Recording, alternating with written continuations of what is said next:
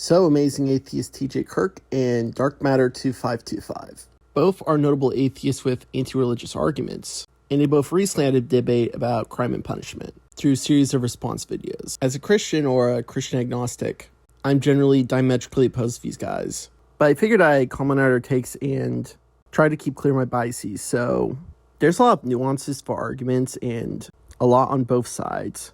I think overall, to be honest, I'm more on TJ's side on this one. Darkmatter was arguing for an ideal utopian society, which is really funny to think through an atheistic lens, but outside of that, the subject of crime and punishment is really tricky, and a lot of it's kind of case by case.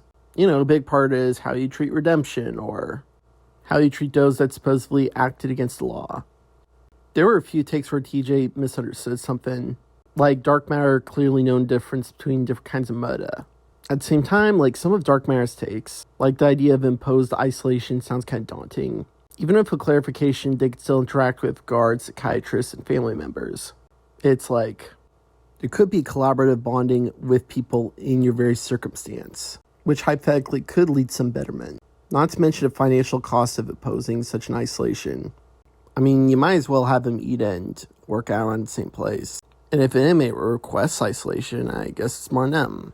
Or even cases like who funds them, like society has a lot of ebbs and flows, but you kind of need an authority to look over them, you know.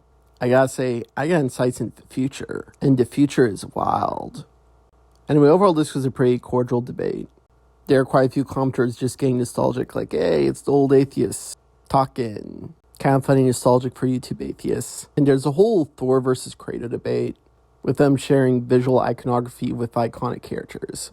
Darkmatter leaning into more boy, and TJ's like, I'm not for that cringe stuff. I'm the Chaos Wizard. Which, you know, combating cringe with cringe, sure.